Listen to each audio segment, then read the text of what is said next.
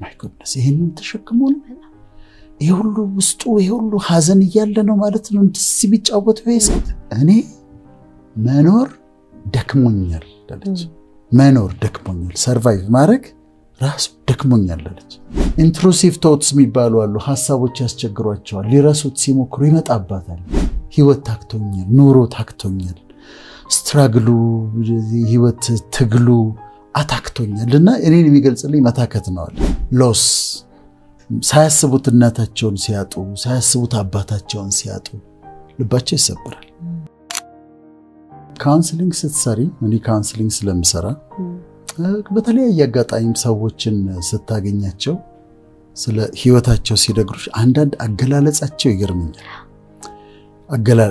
ችግራቸውን የሚገልጹበት መንገድ በጣም ያስገርመኛል አሁን አንዷ ምን አለችኝ ካውንስሊንግ የሰራው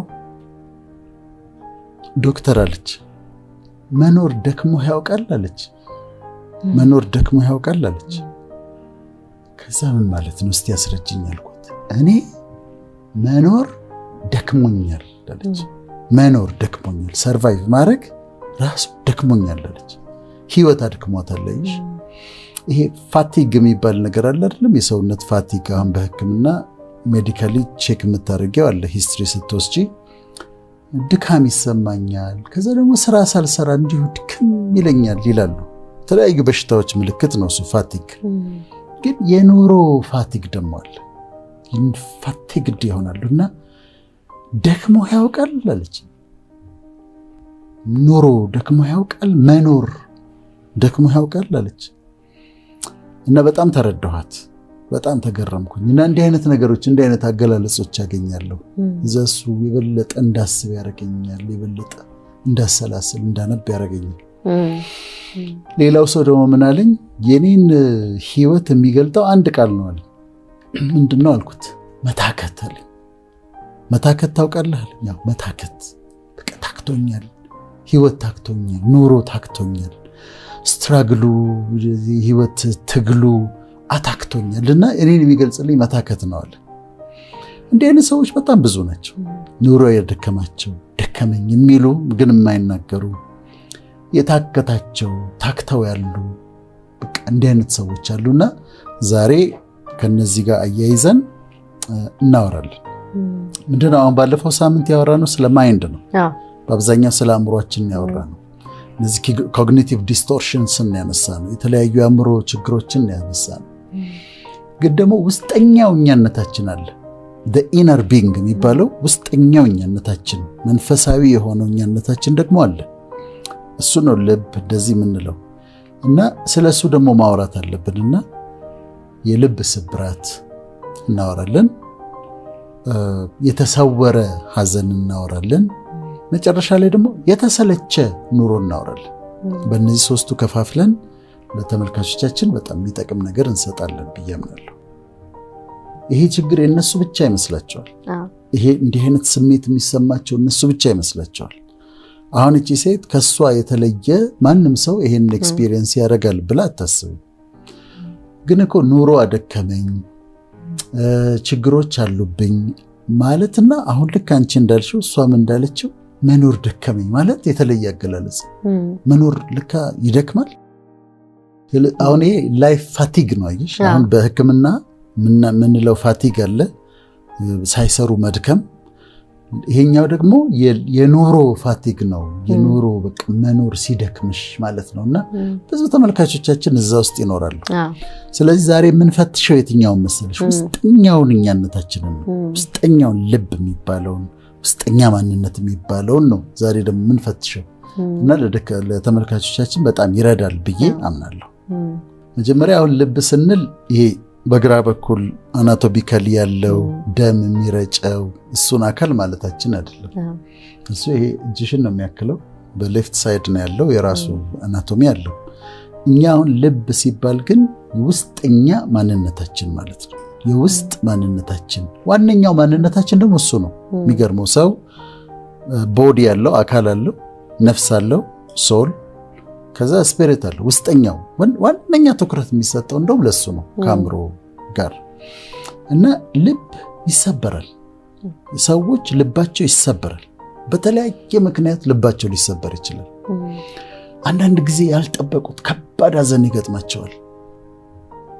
ሎስ ሳያስቡት እናታቸውን ሲያጡ፣ ሳያስቡት አባታቸውን ሲያጡ ልባቸው ይሰበራል። በተለይ እኔ ልብ ስብራት ከባባዶቹን ያየሁት ልጅ ያጡ ሰዎች ናቸው። ልጅ ያጡ ሰዎች የልብ ስብራታቸው እጅግ ከፍተኛ ነው። በጣም ነው የሚጎዱት።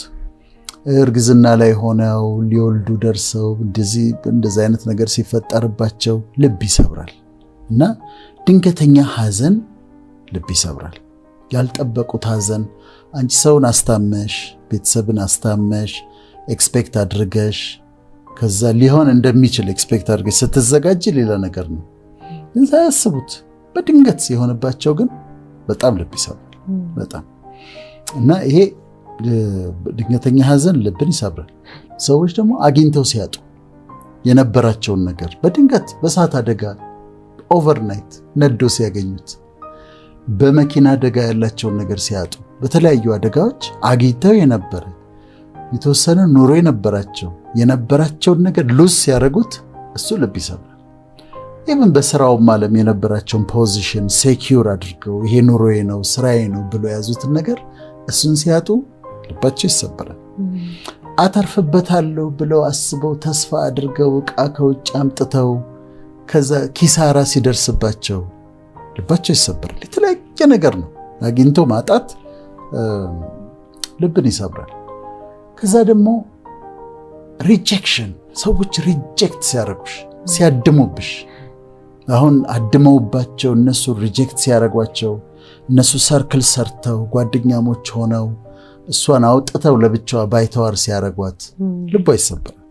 ያልጠበቀችውን ያላረገችውን ነገር ሲያወሩባት፣ ኤክስፔክት ከጓደኞቿ የማትጠብቀውን ነገር ሐሜት ስትሰማ ሲጎዷት ሀርት ያደርጋል እና ልብ ይሰብራል። ሪጀክሽን ሌላው ፋክተር ነው ልብ የሚሰበርበት ነው።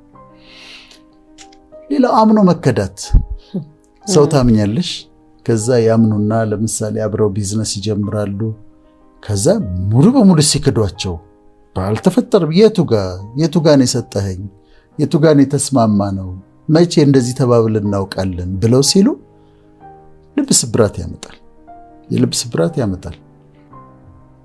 በፍቅር ግንኙነት ቢትሬይ ሲደረጉ ለምሳሌ ፍቅረኛሞች የሆኑና ከዛ እሱ ከሌላ ሴት ጋር ይሄድና ስለዛ ስትሰማ በሌላ ሴት እንደለወጣት ስትሰማ ትጎዳለች። ልብ ስብራት የውስጥ ጉዳት ማለት ነው።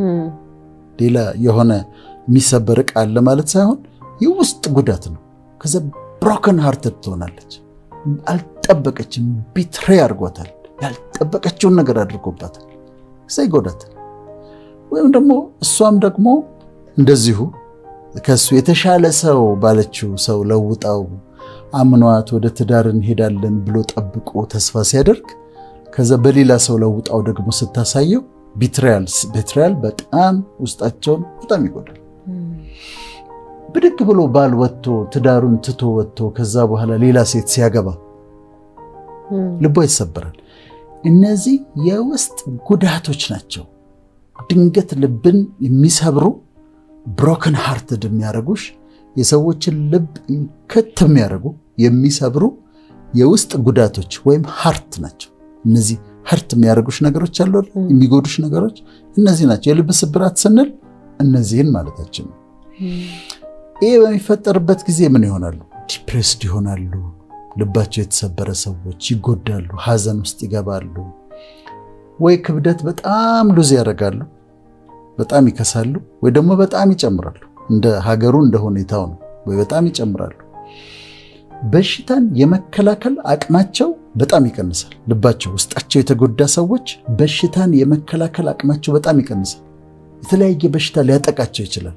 በዛ ጉዳት ውስጥ ሆነው የተለያየ በሽታ ሌላ ጊዜ ሊቋቋሙት የሚችሉት ኢሚዩን ሲስተማቸው ይዳከምና ከዛ በሽታ ያጠቃቸው፣ የበሽታ ይጎዳቸው።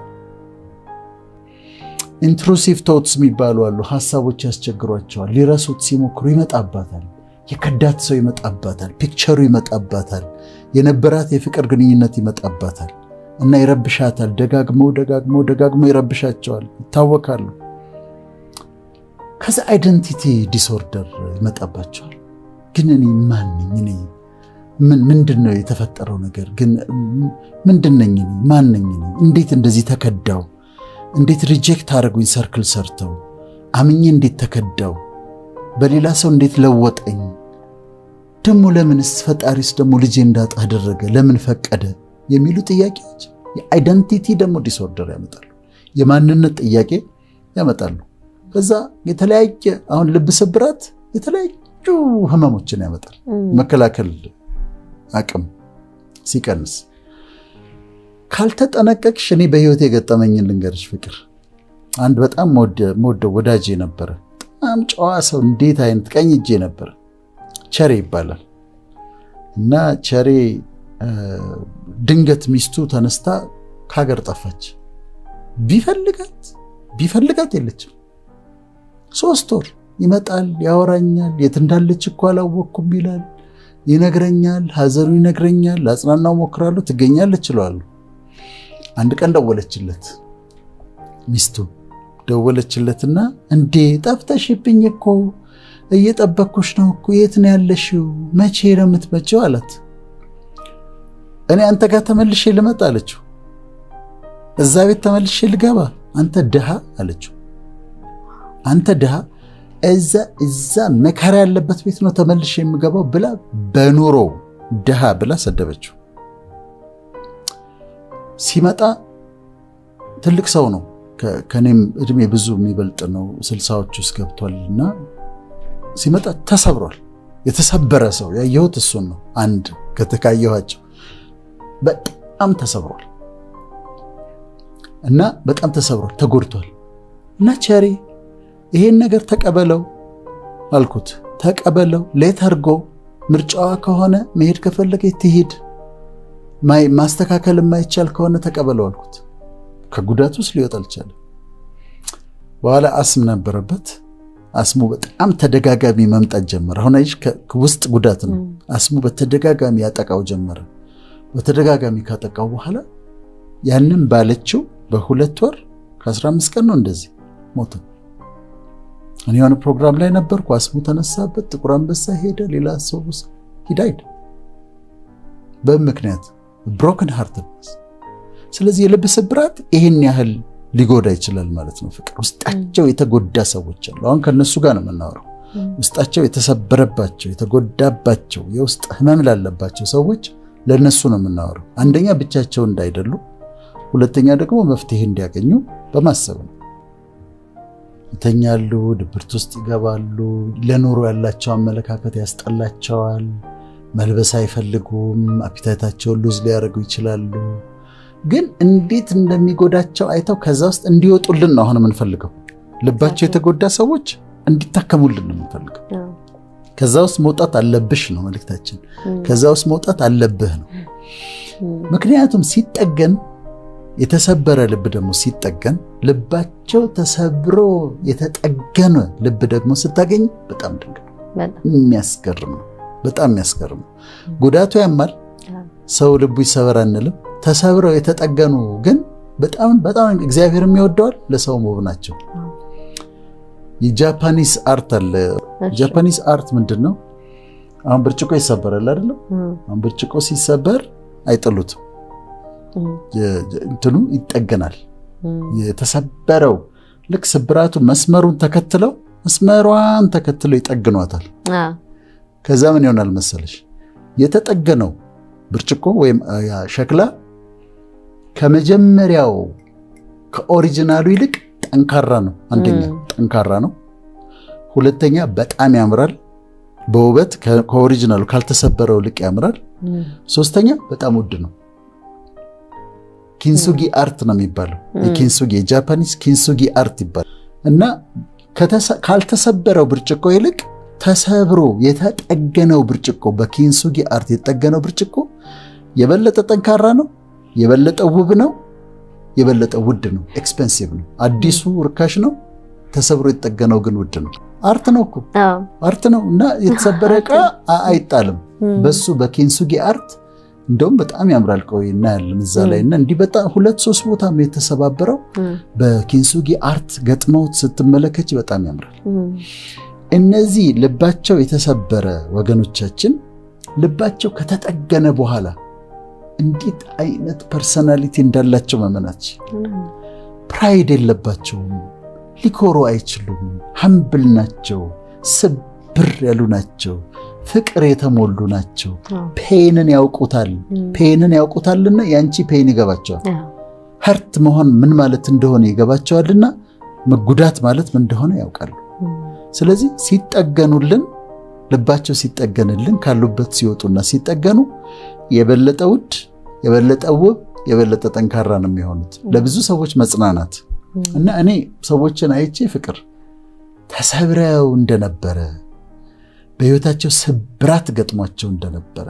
ተሰብረው የተጠገኑ እንደሆነ ማወቅ ይችላል በቃ ታውቂያለሽ ስብር ያሉ ናቸው ትሁት ናቸው አንደርስታንዲንግ ናቸው ላቪንግ ናቸው እና የልብ ስብራት ይሄ ነውና በጣም በጣም ድንቅ ነገር ነው ማለት ሲፈወሱ ሲድኑ አሁን ካሉበት ፔን ሲወጡ በጣም ድንቅ ሰዎች ነው የሚሆኑት ታገኛቸዋለሽ አሁን በፍቅር ቢትሬይ ተደርጋ ከዛ ልቧ ተሰብሮ ድና ያለች ሴት ልዩ ነች ያለውን አግኝቶ ያጣውን ነገር ደግሞ መልሶ ያገኘ ልቡ የተጠገነ ሰው ናቸው በጣም ነው የምወዳቸው ምክንያቱም ባህሪያቸው በጣም አስገራሚ ነው ምንድነው አንድ ጊዜ አንስተናል የሆነ ፕሮግራም ላይ ማቅ ይለበሳል አሁን በእስራኤሎች ደንብ ሐዘን ሲገጥማቸው ልብሳቸውን በልብሳቸው ላይ ማቅ ጥቁር ማቅ ይለብሳሉ አንዳንዱ ከበግ ጸጉር ከፍየል ጸጉር ነው የሚሰራው ማቅ ይለብሱና ጥቁር ልብስ ይለብሱና እላያቸው ላይ አመድ ይነሰንሳሉ የሐዘናቸው የመጨረሻ መገለጫ ነው ይሄ ግን ግልጽ ነው አንዳንድ ጊዜ ግን ምን ይሆናል ከላይ ሳይሆን ማቁን የሚለብሱት በውስጥ ነው እንደዚህ ለብሼ የለ ከውስጥ ግን ማቁን ለብሰዋለሁ ውስጥ የተደበቀ ነው አንድ ጊዜ የመርዶኪዮስ አድርጓል መርዶኪዮስ እንደዛ ማቅ ለብሷል የእስራኤል ንጉስ በጣም ረሃብ የነበረበት ጊዜ ነበር በሰማሪያ ረሃብ በቅዱሱ መጽሐፍ ቅዱስ ላይ እና ረሃብ ሆኖ ባለበት ምንድነው የዶሮ ኩስ የርግብ ኩስ ይሸጣል የአህያ ራስ ይሸጣል ሰዎች ልጃቸውን መብላት ጀምረዋል ከዛ አንድ ቀን እርዳኝ አለችው አንዲት ሴት ጮኸች ከዛ ካምኑ ኖርም ድረሽ ካውድማው ነው ከመጥመቂያው ነው የለም ምንም ነገር ምን ረዳሻለሁ ሲል ኬዙን ነገረችው ትናንትና የኔን ልጅ በልተን ነበር ከጓደኛዬ ጋር ዛሬ ደግሞ የሷን መብላት ነበረብናለች በጣም የሚያሰቀቅ ታሪክ ነው ከዛ ንጉሱ ልክ የክብር ልብሱ እንዳደረገ ነው በኋላውን ልብሱን ቀደደው ልብሱን ሲቀደው በውስጥ በኩል ለካ ማቅ ለብሷል ጥቁር ማቅ ለብሷል እና እነዚህኛዎቹ ደግሞ ያ ውስጣቸው የተጎዳለ እነዚህ ደግሞ ከውጭ ዘንጠው በውስጥ በኩል ግን ማቅ ለብሰዋል ውስጥ በኩል የሐዘን ልብስ ለብሰዋል ከላይ ያምሮባታል ተውባለች ፊቷን ተሰርታለች ሜካፕ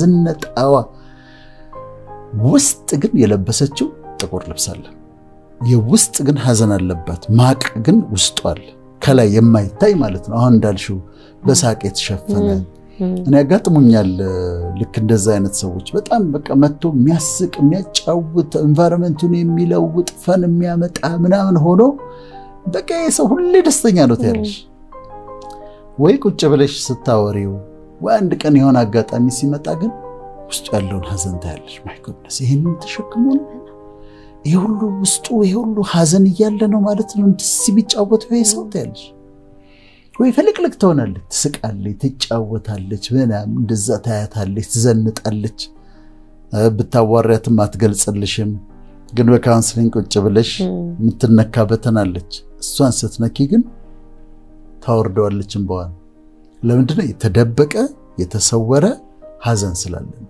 እነዚህ ደግሞ ያለባቸዋል እነዚህም ከሐዘን ከደረሰባቸው ሐዘን ግሪፊንግ ፕሮሰስ አለው አይደለም ሾክ ዲናያል ባርጌ እንደዚህ ሚል ፕሮሰስ አለ በዛ ፕሮሰስ ውስጥ ሳያልፉ ይቀሩና ሳይቀበሉት ቀርተው ሐዘኑ እንደዛ ልብስ ይሆንባቸው አንዳንድ ጊዜ ስራቸውን አይወዱትም።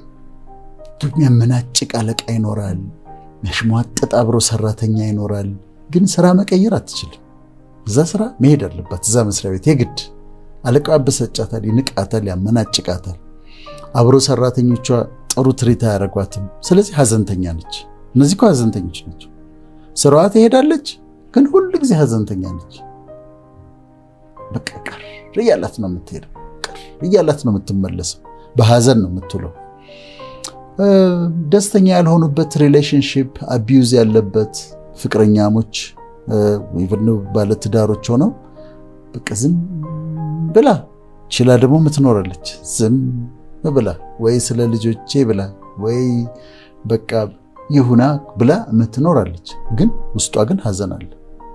ጌትዬ ወደ ፍቅሬ ምናምን ልትል ትችላለች። ብሉስቲ ትልሻለች ቤቷ ስትገባ። ብሉስቲ ጠጡስቲ የኔ ጌታ እንዴት ነህ እስቲ ብላ ጠጣ ትላለች ባሏን።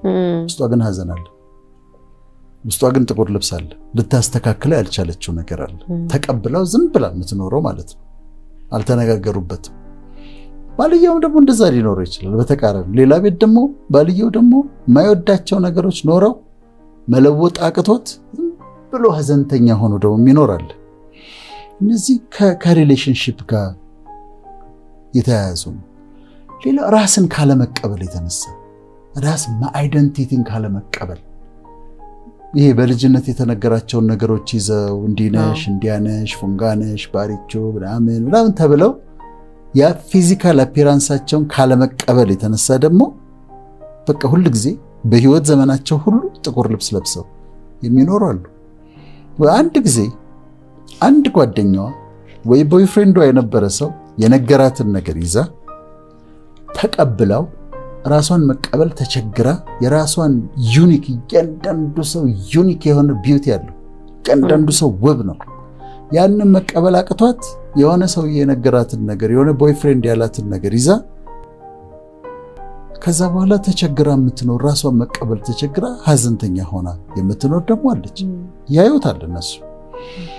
ሌላ ደግሞ ስኬትን ማጣት ይለፋሉ ሰክሰስፉል ለመሆን ይሞክራሉ አልሆናለኝ ሲሉ በቃ አልሳካ ደፋ ቀና ብለው ወጥተው ገብተው ወድቀው ተነስተው ታግለው ኑሮን ማሸነፍ ሲያቀታቸው ለውጥ ማምጣት ሲያቀታቸው እነሱ ደግሞ የውስጥ ልብስ ጥቁር ልብስ ይለብሳሉ። ከነዚህ ደግሞ የተለየው ከፈጣሪ ጋር መስማማት ሲያቀታቸው ፈጣሪን ያኮረፉ ሰዎች በጣም ከባድ ኑሮ ነው የሚኖሩት። በጣም ከባድ ወዴት ይሄዳል? ዳዊት እኮ ብሎ ወደ ሰማይ ቢሄድ በዛ አለ፣ ወደ ታች ወርድ እዚህ አለ፣ በሁሉ ጋር አለ። ጌት ትሄጃለሽ ከሱ ጋር ተጣልተሽ። ከሱ ጋር ይኳረፉና በተለያየ ምክንያት እሱን ይቀየሙና ከሱ ጋር ያላቸው ሪሌሽንሺፕ ደግሞ ይበላሽና ሀዘንተኛ ሆነው ይኖራል። በህይወታችን ብሪፍ ለሆኑ ወራት ለተወሰነ ጊዜ ምንቀየምበት ምናኮርፍበት ጊዜ አለ።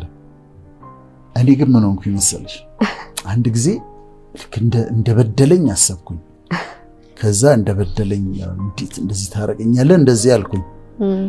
ቆይቶ ነገሮችን ሳያቸው እሱ ልክ ነበረ። ከዛ ልክ መሆኑን ሳውቅ ምንድነው ያገኘው መዝሙር አለ።